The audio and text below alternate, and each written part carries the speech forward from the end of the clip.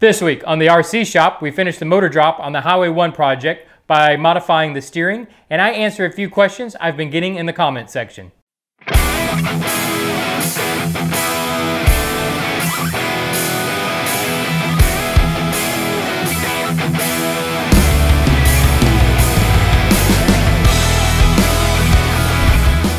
As we saw last week with the motor lower in the chassis, it now interferes with our steering linkages.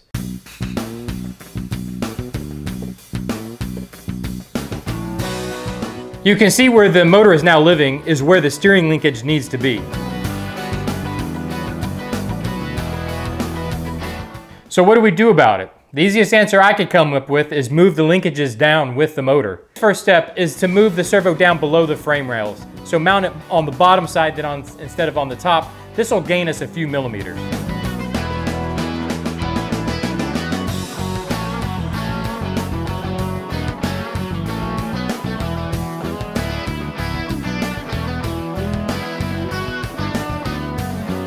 With the servo mounted on the bottom side now, the servo horn actually interferes with the axle and limits our travel. So I pull out my trusty dusty servo box and find a shorter servo horn I can use.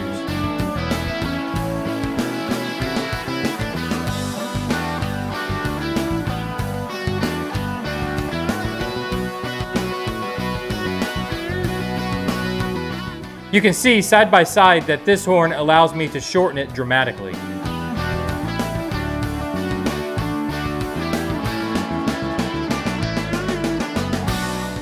So we've dropped the linkages a bit just by changing how the servo is mounted, but we need more drop in those linkages to clear the suspension.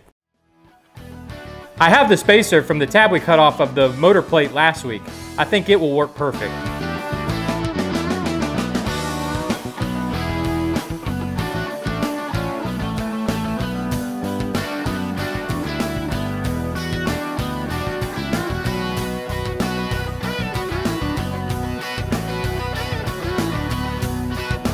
With the horn installed, you will now see that the linkage will clear below the suspension and not interfere.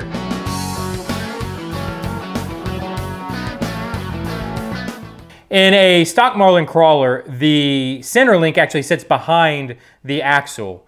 With the lower motor plate now, that's going to be right in the way where that linkage needs to be.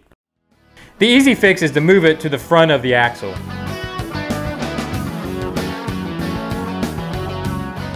The motor plate behind will interfere with the original location.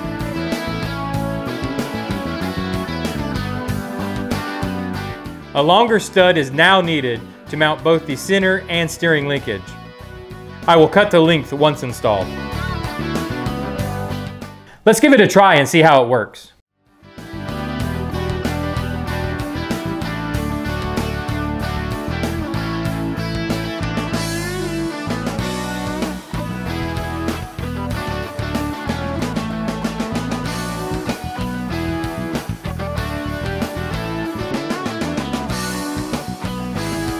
With the shorter servo horn, we lose our leverage and it's going to put much more of a strain on that servo. So I'm definitely going to have to upgrade this servo.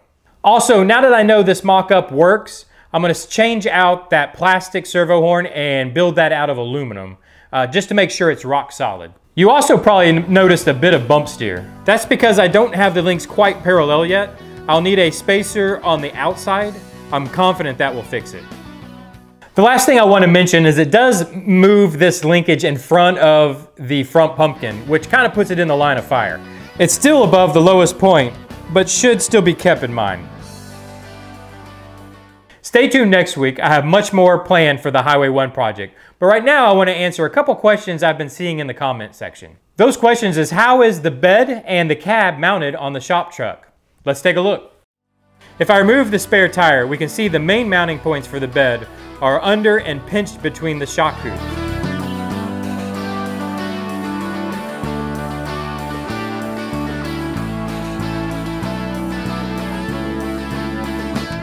The front and back are pressure fit in place.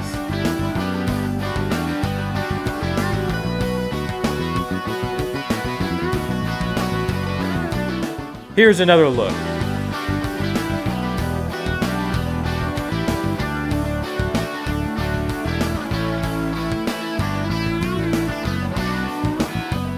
For the cab, the interior shares the same mounting locations with the windshield.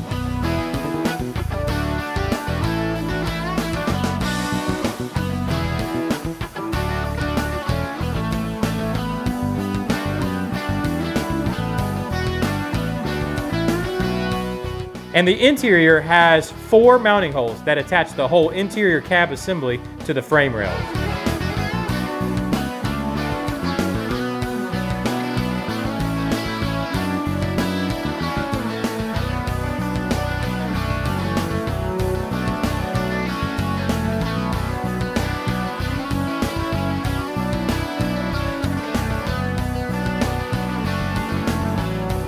I hope this was helpful in explaining and answering those questions. Keep those questions coming down in the comment section. I love them. Anything I need to clear up for you, please let me know. Or if you have a question about anything, maybe I can do a tutorial on it. I'd love to see that. Also, hit that like button if you've enjoyed this video. And if you want to keep up with what's going on with this channel, please subscribe. Even hit the notification if you would. Now, stick around and check out some of the amazing things Troy's doing up in Canada.